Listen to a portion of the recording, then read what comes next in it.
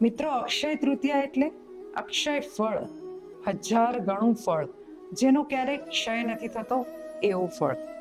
આજના દિવસે કરવા જેવું એક સુંદર કામ એ છે કે તમારા ઘરમાં પારદ શિવલિંગની સ્થાપના કરો.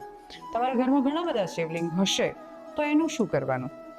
પણ પારદ શિવલિંગ જો તમે લાવો અને દર સોમવારે એની પૂજા કરો, બાકી તમે તિજોરીમાં મૂકી રાખો.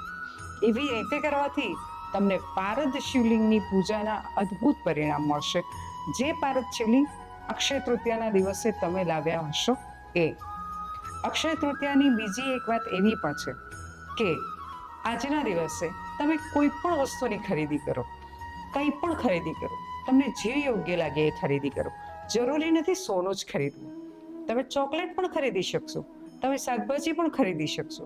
તમે કોઈ પણ વસ્તુની આજના દિવસે ખરીદી ચોક્કસ કરજો.